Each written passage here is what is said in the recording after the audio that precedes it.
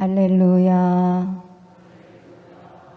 주님, 당신 말씀은 영이며 생명이시옵니다. 당신께는 영원한 생명의 말씀이 있나이다. 주님께서 여러분과 함께 또한 사제의 영과 함께 요한이 전한 거룩한 복음입니다. 주님 영광 받으소서. 그때 예수님의 제자들 가운데 많은 사람이 말하였다. 이 말씀은 듣기가 너무 거북하다. 누가 듣고 있을 수 있겠는가? 예수님께서는 제자들이 당신의 말씀을 두고 투덜거리는 것을 속으로 아시고 그들에게 이르셨다. 이 말이 너희 귀에 거슬리느냐? 사람의 아들이 전에 있던 곳으로 올라가는 것을 보게 되면 어떻게 하겠느냐? 영은 생명을 준다. 그러나 육은 아무 쓸모가 없다. 내가 너희에게 한 말은 영이며 생명이다. 그러나 너희 가운데에는 믿지 않는 자들이 있다. 사실 예수님께서는 믿지 않는 자들이 누구이며 또 당신을 팔아넘길 자가 누구인지 처음부터 알고 계셨던 것이다. 이어서 또 말씀하셨다. 그렇기 때문에 아버지께서 허락하지 않으시면 아무도 나에게 올 수 없다고 너희에게 말한 것이다. 이 일이 일어난 뒤로 제자들 가운데에서 많은 사람이 되돌아가고 더 이상 예수님과 함께 다니지 않았다. 그래서 예수님께서는 12제자에게 너희도 떠나고 싶으냐 하고 물으셨다. 그러자 시몬 베드로가 예수님께 대답하였다. 주님, 저희가 누구에게 가겠습니까? 주님께는 영원한 생명의 말씀이 있습니다. 스승님께서 하느님의 거룩하신 분이라고 저희는 믿어왔고 또 그렇게 알고 있습니다. 주님의 말씀입니다. 그리스도님 찬미합니다.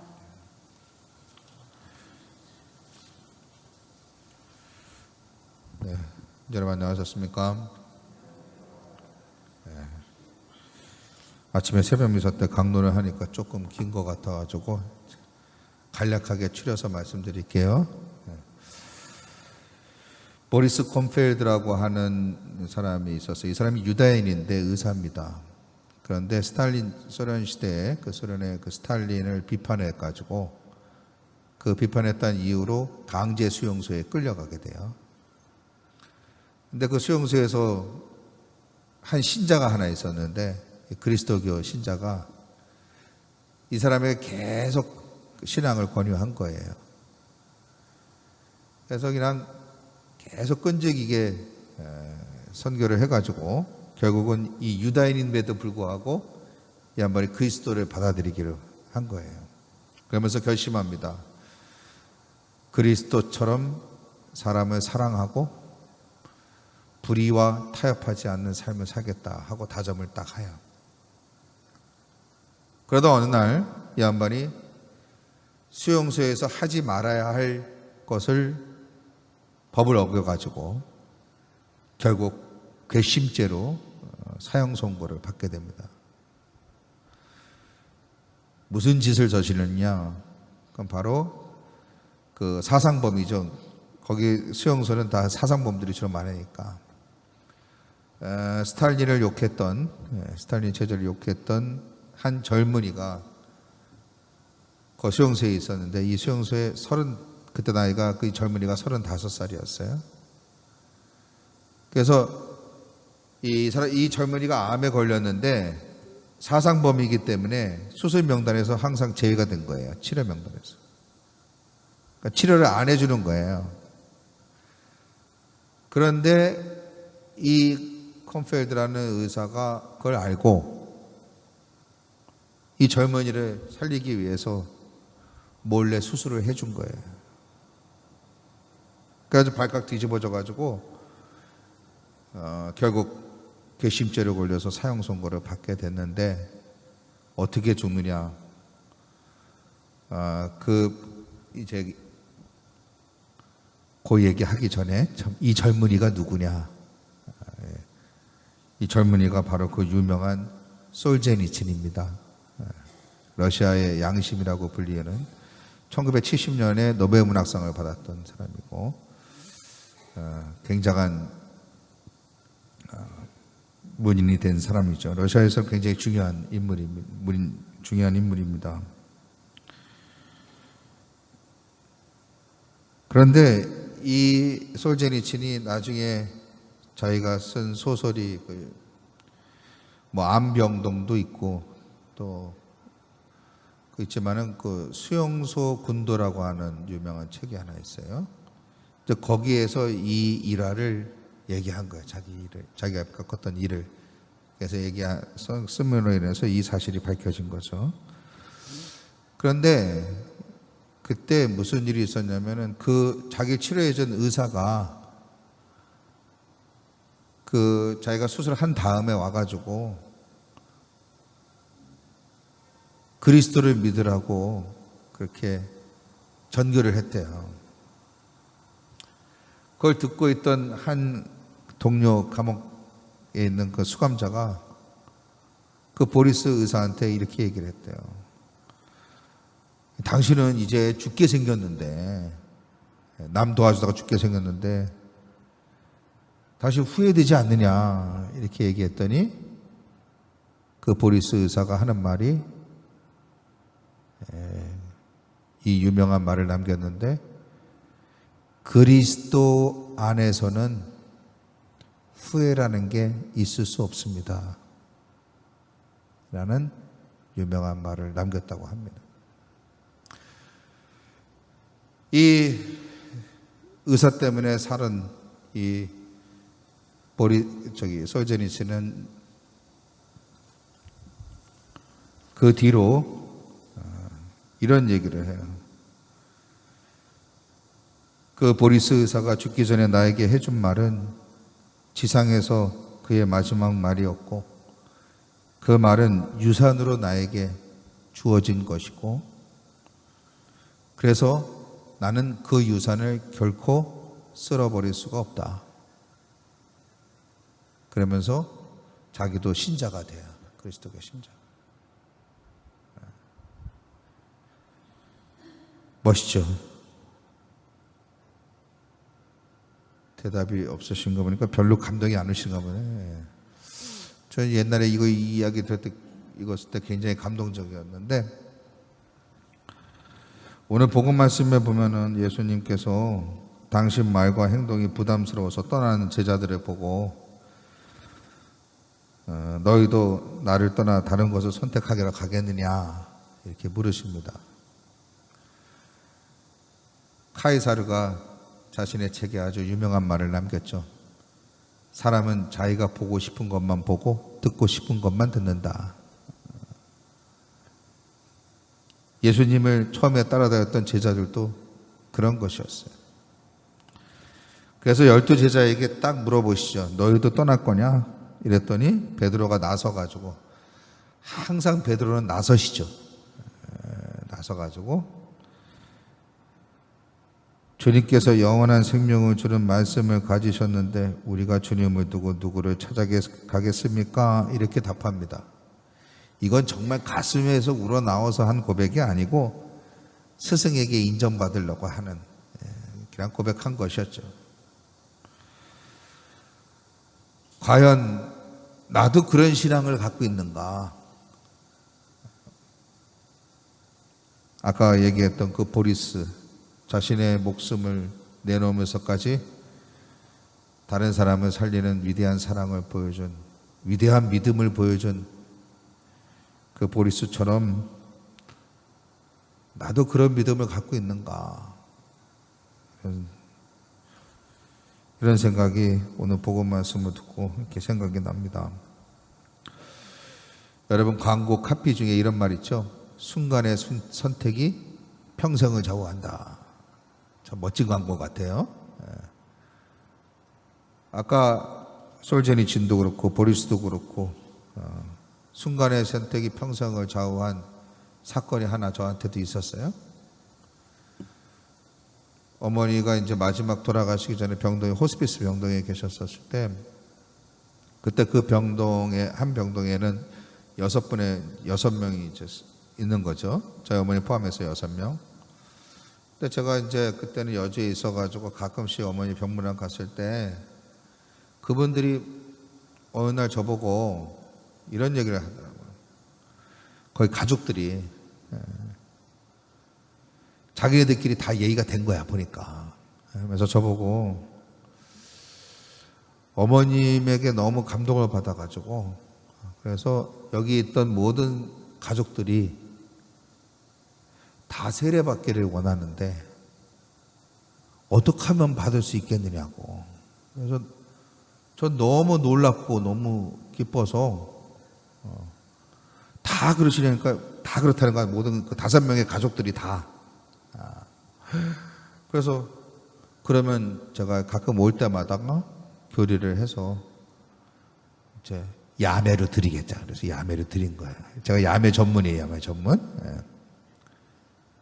그래서 그분들 이렇게 해가지고 아는 분 통해서 그때 대방동 성당에 이렇게 가서 정식으로 거기서 세례를 이렇게 받았었습니다. 그분들 중에 그 뒤로 그분들하고 이렇게 가끔씩 이렇게 만났어요. 근데 옛날 얘기들을 하시면서 그런 얘기를 하세요.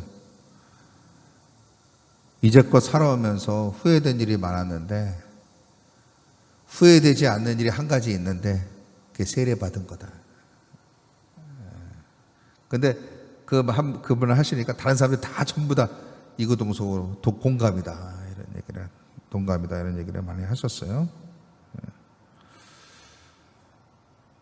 여러분들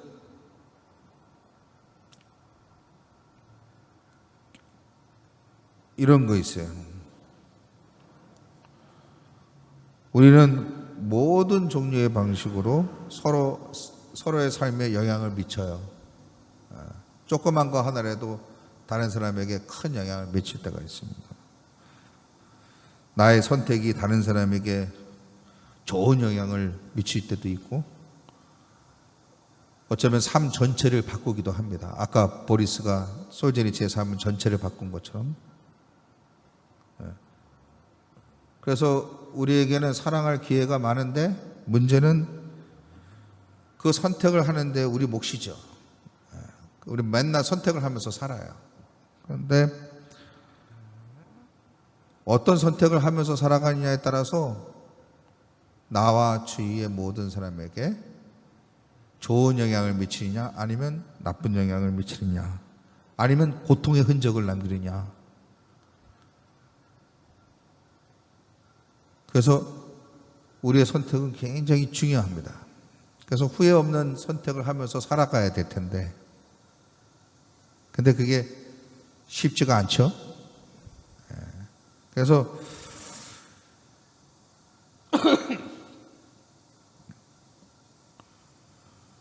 그래서 우리가 정말 아까 응답송에도 그런 얘기 했지만은 주님이 얼마나 좋으신지 보고 맛봐야 이게 우리 신앙이 얼마나 소중하고 중요한 것인지를 우리가 깊이 체험하게 되잖아요. 그러면은 어떻게 해야 되느냐? 우리 신앙 공동체도 마찬가지로 주님이 얼마나 좋으시고 좋으신지 맛보는 공동체가 되어야 그래야 우리 신앙도 기쁜 신앙이 되지 않겠습니까? 그렇죠? 그래서 중요한 거야. 우리 선택이 우리 행동이 굉장히 중요한 거예요. 그래서 우리의 조그만 행동이 주위에 큰 영향을 미칠 수 있으니까. 그래서 될 수 있으면 우리 모두가 다들 맨날 똑같은 얘기지만은 주님이 얼마나 좋으신지 맛볼 수 있는 그런 공동체를 만들기 위해서 서로가 사랑하면서 살아야 되지 않겠는가. 그리고 또 중요한 게 한 가지 있어요. 지금은 모르겠지만 이 다음에 하늘나라 가서는 나의 삶이 다른 사람들에게 얼마나 큰 의미가 되었는가 이거를 그때 가서 깨달을 것 같아요. 저 옛날에 저보고 물어볼 때는 신부님은 신부된 거 후회하지 않으세요? 아유, 안 하긴 맨날 후회했지. 젊을 때 많이 후회했어요. 근데 지금 다시 물어본다면 후회하지 않아요. 왜 그럴까요? 그거는 뭐 많지는 않겠지만은 그동안 살아가면서 제가 누군가에게 삶에 큰 의미가 되어준 적이 있다고 생각해요. 그래서 그게 큰 행복이야, 저한테. 제 존재 이유고. 그러니까 얼마나 기쁘겠어요. 그렇죠? 여러분들도 마찬가지잖아요. 그래서 그런 거 좀 생각했으면 좋겠어요. 하나님께서 어떤 방식으로든 우리를 사용하실 겁니다. 독특한 방식으로. 그래서 언젠가 우리 사용하실 거니까 하나님께서 나를 잘 사용하실 수 있도록 우리를 내어 드렸으면 좋겠어요. 그래서 많은 사람들이 주님이 얼마나 좋으신지 보고 맛볼 수 있도록 우리가 노력했으면 좋겠습니다.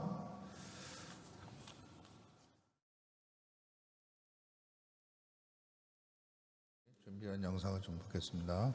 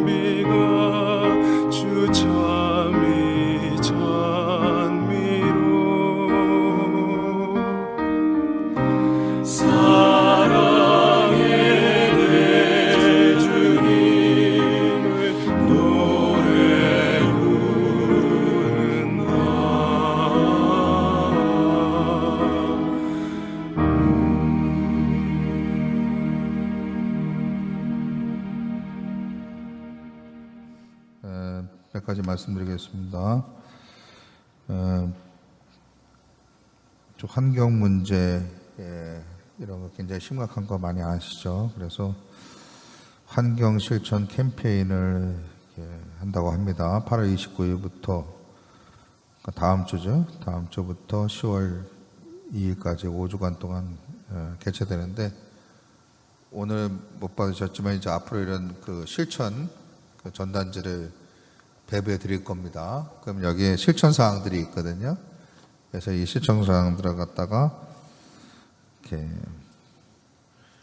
실천하신 거 이렇게 체크해 가지고 그래서 이것을 실천하신 것들을 또 이렇게 사진 찍어서 이렇게 보내시면은 이렇게 그 온라인 참가를 하시게 되면은 또 여러 가지 상품 증정도 있고 기념품도 증정한다고 합니다. 뭐 기념품 때문에 하는 건 아니고 이게 사실 환경 문제 때문에 하는 거잖아요. 굉장히 심각한데 저 선진국들 같은 경우에는 굉장히 좀 앞서 나가고 있죠. 독일은 벌써 예전부터 이제 앞으로 가솔린 석유로 가는 차는 전면 이제 생산 중단하겠다고 그러고 전기차만 생산한다고.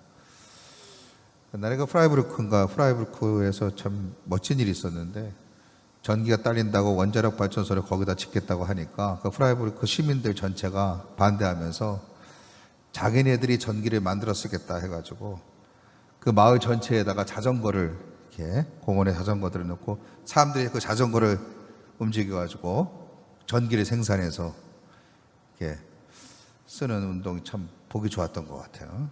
그래서 결국은 거기 원자력 발전소가 안 생기게 되고 그랬었습니다.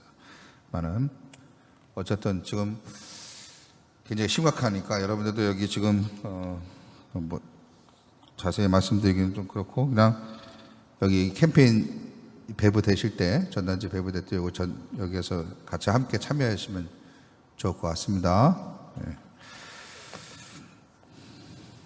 그리고 주인시문이 연면축의 영적 예물 접수받고 있습니다. 9월 4일 날 축하식이 있는데 그때까지 시모님 위해서 많이 기도해 주시기를 부탁드리고요. 그리고 지난번에도 좀 말씀드렸는데 저희 분당 그 재정 상태가 좀 어려운 상태이죠. 코로나로 인해서. 그래서 교모금을 좀 이렇게 납부해 주시기를 또 부탁드리고 지난번에 또 어렵다고 또 헌금 내주신 분들 또 진심으로 감사를 드립니다. 나머지는 주보를 참조하시기 바랍니다. 모두를 쓰십시오.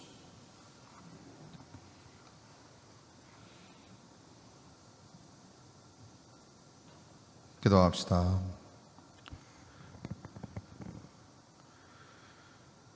주님이 성천내로 충만한 구원을 이루시니 저희가 주님의 자비로 치유를 받고 힘을 얻어 모든 일에서 주님의 기쁨이 되게 하소서. 우주 그리스도를 통하여 비나이다. 아멘. 주님께서 여러분과 함께 또한 사제의 영과 함께 전능하신 천주 성부와 성자와 성령께서 여기 있는 모든 이에게 강복하소서. 아멘. 주님을 찬미합시다. 하느님 감사합니다.